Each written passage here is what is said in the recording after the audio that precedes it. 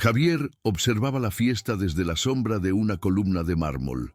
Tenía 52 años, pero esa noche sentía el peso de un siglo sobre sus hombros. Alguna vez su espalda había sido la de un arquitecto exitoso, recta y segura, la espalda de un hombre que diseñaba futuros. Ahora se encorvaba bajo el peso de una indiferencia que ya duraba décadas. Su propia casa, una deslumbrante villa en la Costa Brava que él mismo había diseñado, se sentía como un escenario ajeno. El sol del Mediterráneo se ahogaba tras los cristales gigantes, y la piscina infinita parecía una extensión del mar frío que sentía por dentro. Él era un fantasma que pagaba las cuentas de este mausoleo de lujo. Un fantasma vestido con una elegancia discreta y costosa, elegida por su esposa Elena, como si fuera parte de la decoración. Su mirada, antes llena de planos y visiones, estaba opaca, perdida tras unos lentes de diseñador que no lograban ocultar el vacío.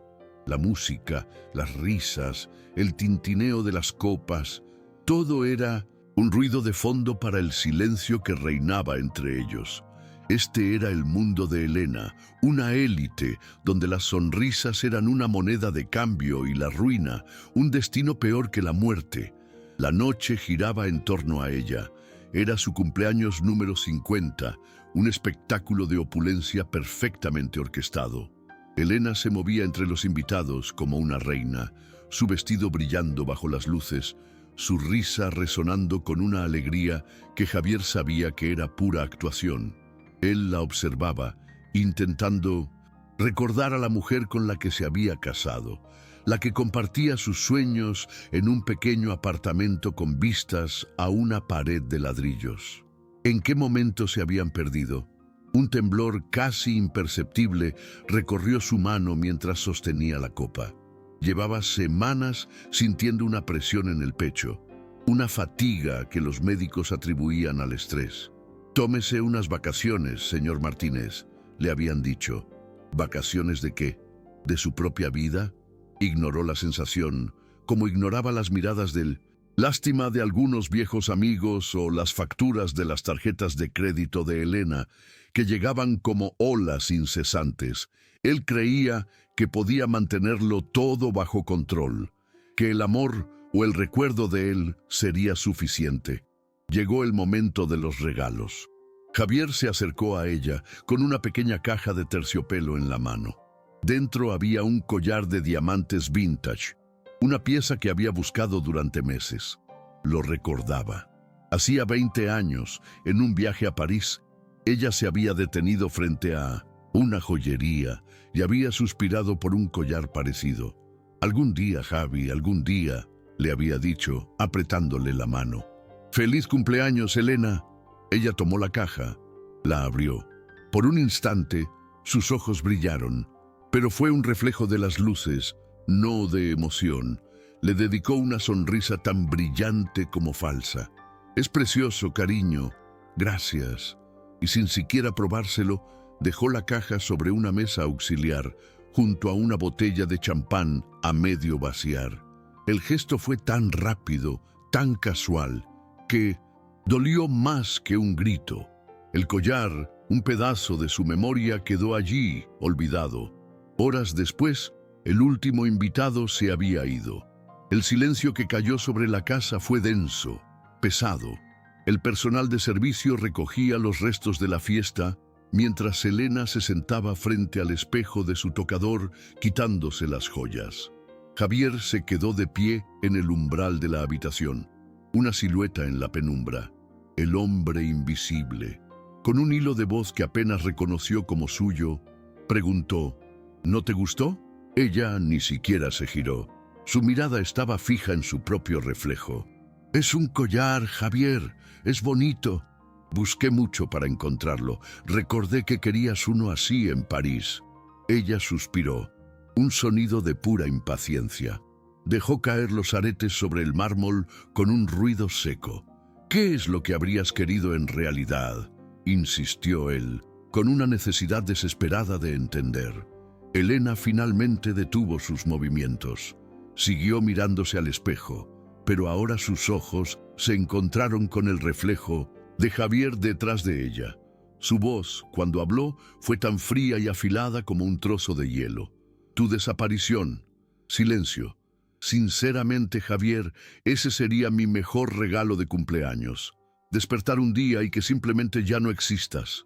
No fue una discusión, fue una ejecución. Cada palabra golpeó a Javier, pero algo extraño sucedió en su interior. No se rompió, no se quebró. Todo el dolor, la humillación y la soledad de años se solidificaron. Se convirtieron en una calma aterradora, una claridad absoluta. El hombre invisible finalmente tenía un propósito. Iba a concederle a su esposa su deseo, pero lo haría bajo sus propias condiciones. La mañana siguiente, la luz del Mediterráneo entró por los ventanales con una crueldad indiferente. Javier se despertó antes que ella. La observó dormir, una extraña serenidad en su rostro, como si sus palabras de anoche la hubieran purificado. No sintió odio, no sintió dolor. Sintió el frío y preciso enfoque de un arquitecto ante una demolición programada. El antiguo Javier, el fantasma que suplicaba por migajas de afecto, había muerto en el umbral de esa habitación. En su lugar, había nacido un hombre con un propósito, un último proyecto. Las semanas que siguieron fueron un ballet silencioso de ejecución. Su sumisión se transformó en una observación metódica. Se movía por la casa con la misma discreción de siempre, pero ahora sus ojos registraban cada detalle, cada debilidad en la estructura de la vida que habían construido. Elena, envuelta en su rutina de almuerzos, compras y eventos sociales, solo notó un marido aún más distante, más resignado. Lo confundió con la derrota. No podía estar más equivocada. Era la calma antes del derrumbe. Por las noches, mientras la casa dormía, el estudio de Javier volvía a la vida, pero en lugar de planos de edificios, las pantallas mostraban complejos diagramas de flujo financiero, informes meteorológicos y cartas de navegación de la Costa Brava. Con la precisión de un cirujano, comenzó a desmantelar su imperio. Vendió discretamente acciones en paraísos fiscales, desvió fondos a cuentas encriptadas con nombres que no existían. Estudió las corrientes marinas, las zonas de difícil acceso, los protocolos de búsqueda y rescate. Cada clic del ratón era un ladrillo menos en la fortaleza de Elena. Un día, entre una pila de documentos de una nueva inversión que ella quería hacer, él deslizó un poder notarial. Es para agilizar las transferencias del Fondo de Mónaco, cariño. En formalidad, dijo él, con la misma voz monótona de siempre. Elena, distraída con una llamada de su organizadora de eventos, firmó sin leer. El trazo de la pluma fue su sentencia. Con ese documento, Javier no solo vació las cuentas conjuntas, reestructuró deudas, contrajo préstamos de alto riesgo a nombre de ella e hipotecó la villa hasta el último centímetro de mármol. El dinero, su dios, ahora trabajaba para él. La pieza final de su plan fue un pequeño disco duro. En él no guardó sus secretos, sino los de ella. Copias de mensajes con su amante, grabaciones de llamadas donde se burlaba de la ingenuidad de Javier, detallando sus planes para dejarlo una vez que sus últimas inversiones dieran fruto. No se pintó como una víctima. Se pintó como un hombre que, al descubrir la verdad, había tomado una salida desesperada. Dejó el disco en la caja fuerte junto a una nota sellada dirigida a la policía. Por si algo me pasaba, aquí están las razones. Llegó el día, un sábado de finales de otoño. El pronóstico anunciaba una tormenta, de esas que azotan la costa con una furia repentina.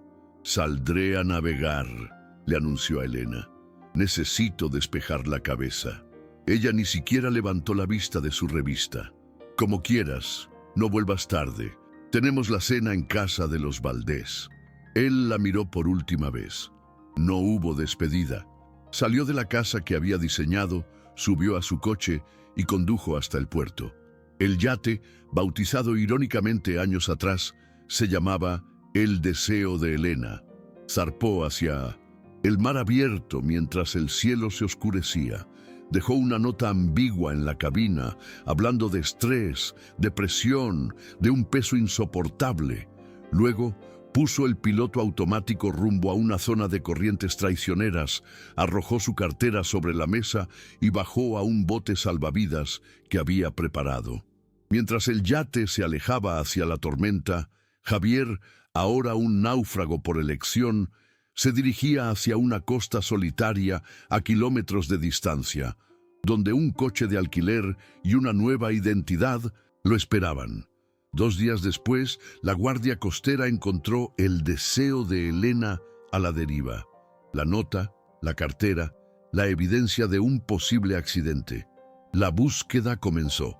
Elena interpretó su papel a la perfección. La esposa devastada, el rostro cubierto por unas gafas de sol de diseñador, las llamadas a los amigos, la esperanza que se desvanecía ante las cámaras. En privado, sintió un escalofrío de liberación. Era libre, era rica. Tras una semana de búsqueda infructuosa, Javier Martínez fue declarado oficialmente desaparecido, presuntamente fallecido. El luto de Elena fue breve y elegante. Pasado un tiempo prudencial, comenzó a planificar su nueva vida. Pero el regalo de Javier apenas comenzaba a desenvolverse. La primera señal fue una tarjeta de crédito rechazada en su boutique favorita, una humillación. Luego, una llamada del banco, un simple error, pensó, pero las llamadas se multiplicaron, acreedores, notificaciones de embargo. La villa, su palacio, estaba hipotecada por el doble de su valor. Las inversiones se habían desplomado, su fortuna se había evaporado. El golpe final llegó con un sobre oficial. La policía, siguiendo el protocolo, había abierto la caja fuerte. El contenido del disco duro no tardó en filtrarse. El escándalo explotó. La infidelidad, las burlas, la crueldad. Su círculo social, que teme al fracaso y al escándalo más que a la muerte, le dio la espalda. Su amante dejó de contestar sus llamadas. Las invitaciones cesaron. Las puertas se cerraron. De 1900, la noche a la mañana, Elena pasó de ser la reina de la Costa Brava a una paria, atrapada en una casa vacía que pronto le sería arrebatada. El deseo de su cumpleaños se había cumplido. Javier había desaparecido, pero su ausencia era ahora una presencia asfixiante, un fantasma real que le había quitado absolutamente todo. Mientras tanto, a cientos de kilómetros al oeste, en un pequeño pueblo pesquero de Portugal, un hombre llamado Miguel se despertaba con el sonido de las gaviotas, no con el silencio opresivo de una mansión. El aire que entraba por su ventana olía a sal y a redes secándose al sol. Javier Martínez había sido enterrado en el fondo del Mediterráneo. Miguel, en cambio, estaba aprendiendo a respirar de nuevo. Tenía 53 años, pero se sentía más ligero que nunca. Su espalda, antes encorvada por el peso de la indiferencia, ahora se erguía con el esfuerzo de ayudar a los pescadores a arrastrar sus botes a la orilla. Vivía en un apartamento modesto con paredes encaladas y, vistas a un mar embravecido, un océano real, no la piscina infinita que imitaba la vida.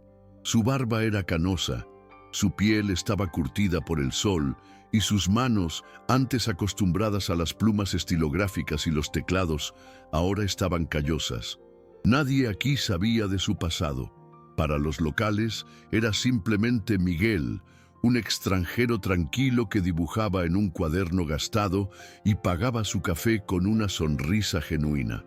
Había redescubierto el placer de las cosas simples, el sabor del pescado fresco a la parrilla, el calor del sol en la cara, el sonido de una conversación sin segundas intenciones.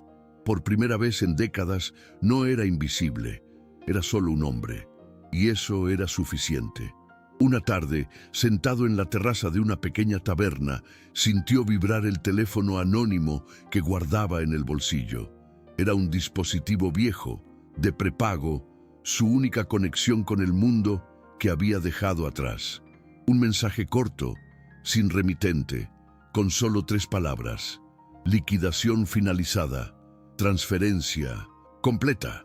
Javier, o Miguel, no sonrió de inmediato.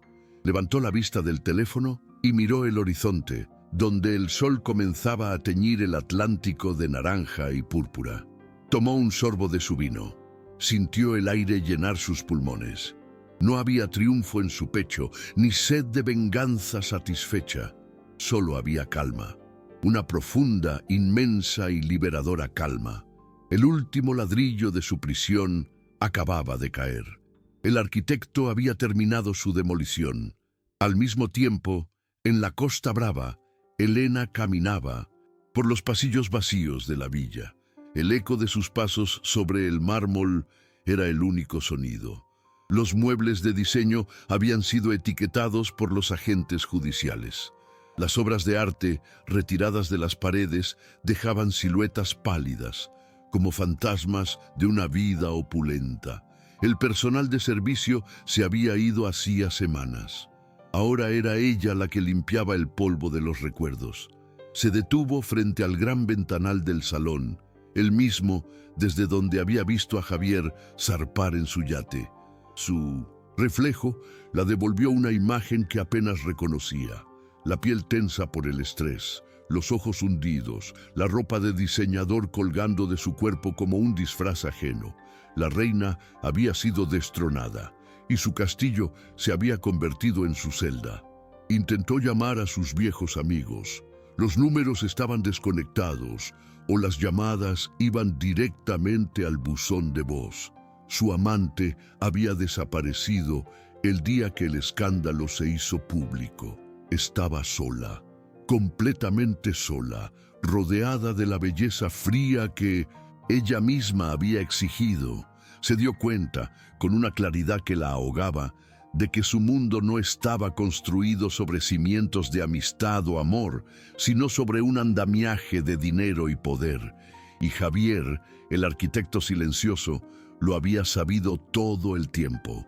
El día que los nuevos dueños tomaron posesión, Elena salió de la casa con una sola maleta.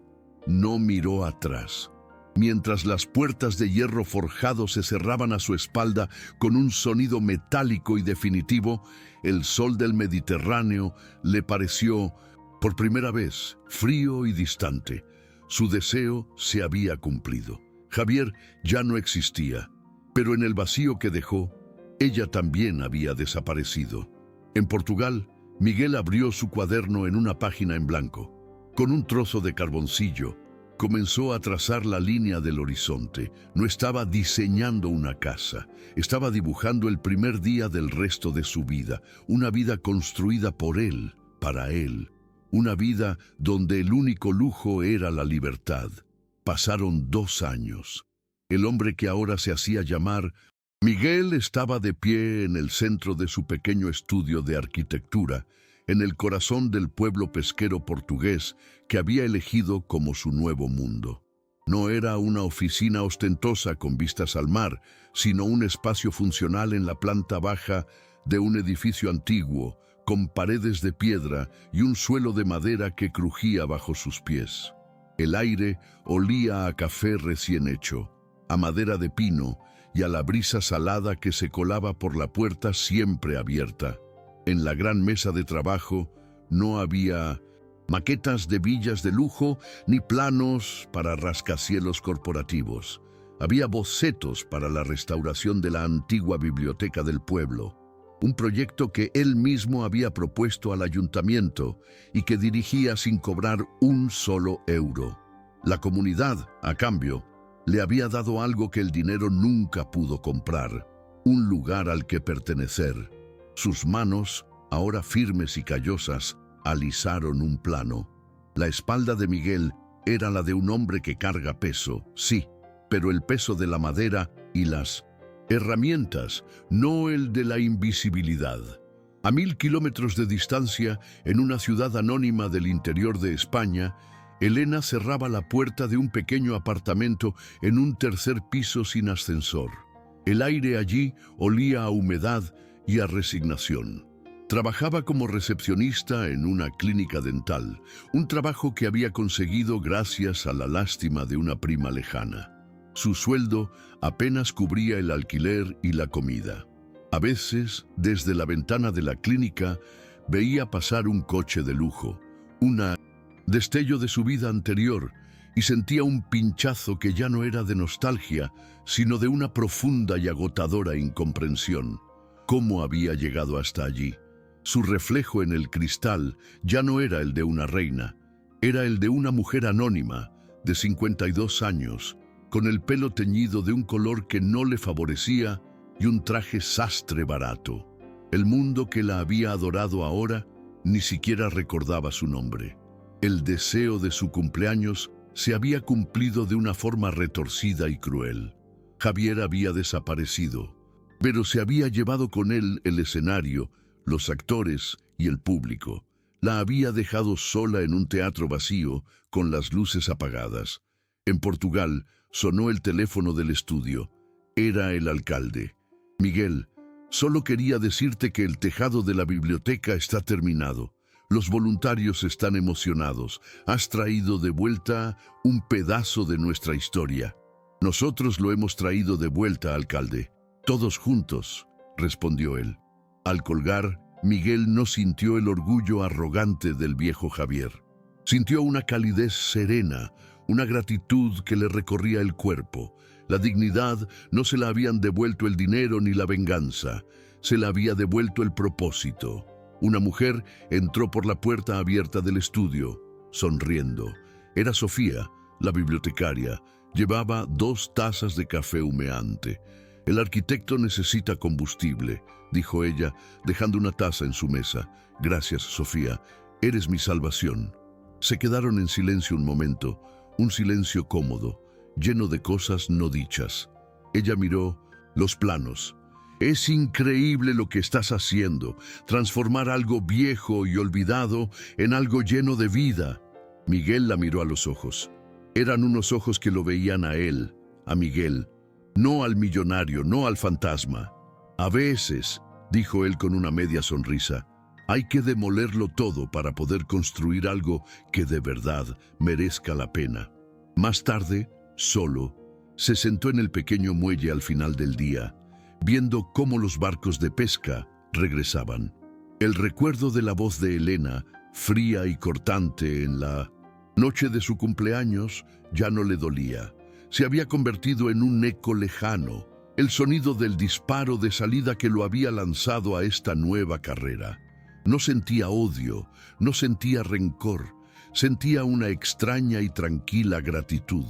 Ella le había pedido el regalo de su ausencia y al dárselo sin saberlo, le había hecho a él el regalo más grande de todos, el de su propia presencia, el de una vida. La historia de Javier o de Miguel no es una historia de venganza, es una historia de renacimiento.